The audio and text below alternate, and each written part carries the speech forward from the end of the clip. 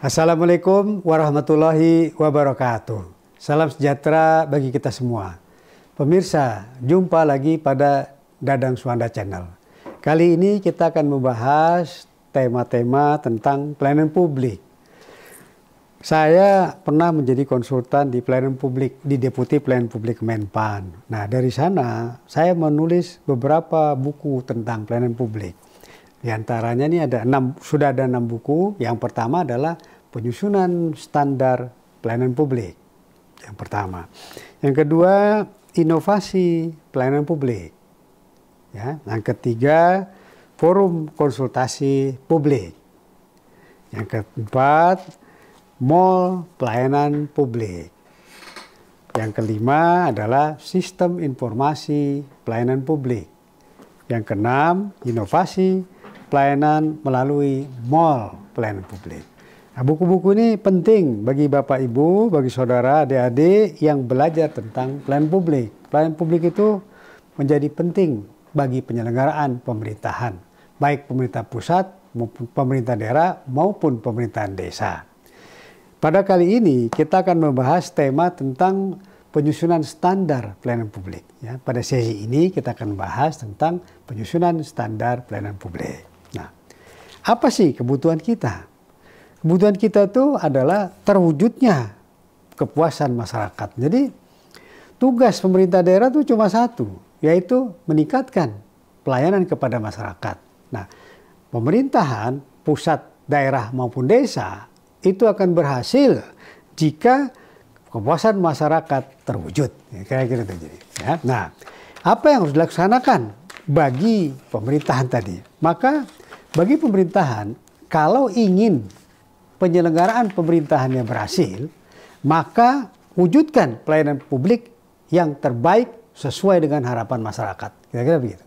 Nah, kalau itu sudah terbaik, sudah terjadi, sudah berhasillah penyelenggaraan pemerintah daerah. Nah, pada saat kita melaksanakan penyelenggaraan pemerintahan, maka kita harus memiliki motivasi yang tinggi tentang motivasi internal maupun motivasi eksternal. Motivasi internal itu meliputi merasa memiliki sebagai tanggung jawab. Jadi pelayanan yang diberikan adalah tanggung jawab kita selaku penyelenggara pemerintahan. Yang kedua, kita akan menemukan kebahagiaan jika kita bisa melayani masyarakat. Yang ketiga, nanti implementasi kompetensinya. Yang keempat, kita menginginkan selalu hasil kerja yang terbaik yang ingin kita hasilkan. Yang keempat, yang kelima nanti adalah kita bisa menghasilkan pelayanan prima yang menjadi kebutuhan bagi organisasi. Itu adalah motivasi internal. Lalu kemudian kita juga mempunyai motivasi eksternal.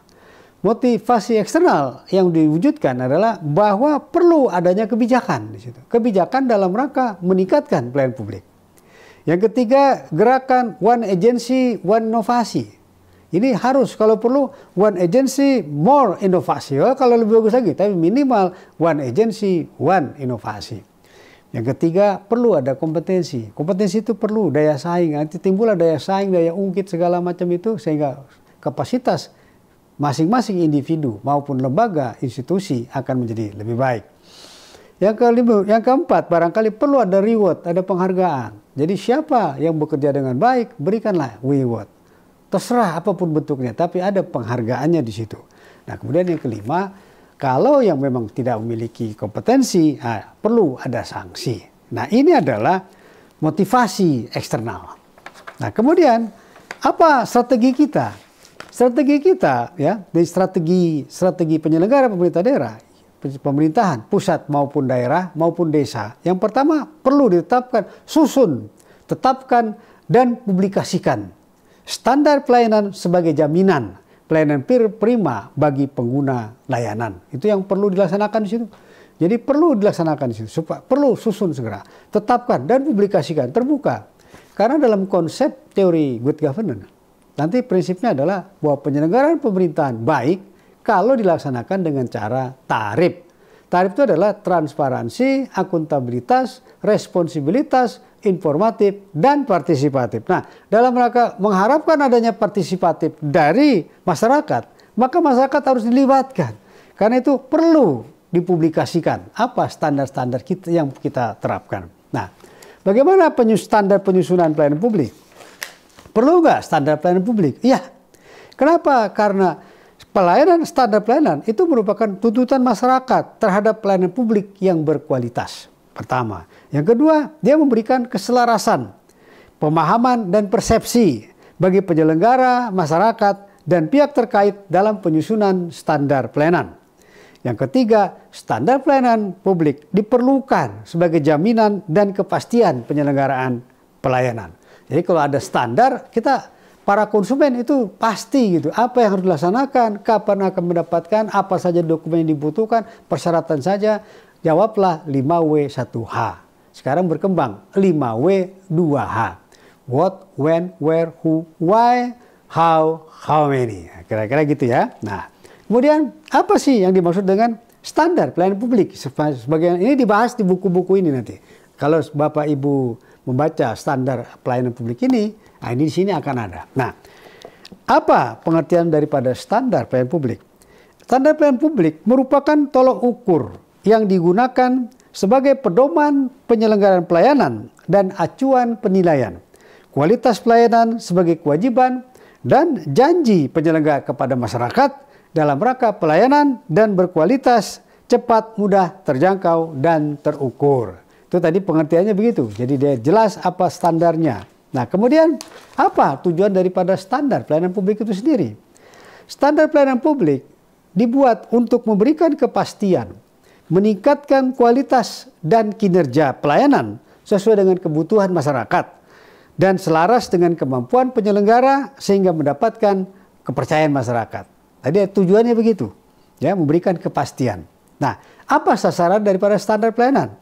Sasaran standar pelayanan adalah agar setiap penyelenggara mampu menyusun, menetapkan dan menerapkan standar pelayanan publik dengan baik dan konsisten. Nah, kemudian apa alasan perubahannya? Maka alasan perubahan kita berubah dari Permenpan nomor 36 tahun 2012 kepada Permenpan tahun 2015 tahun 2014. Jadi arahannya apa? Yang satu merupakan perkembangan teknologi informasi yang banyak digunakan sebagai sarana pendukung pelayanan. Yang kedua, penyederhanaan proses penyusunan. Yang ketiga, peningkatan kemandirian. Yang keempat, mendorong upaya perbaikan berkelanjutan dan inovasi pelayanan.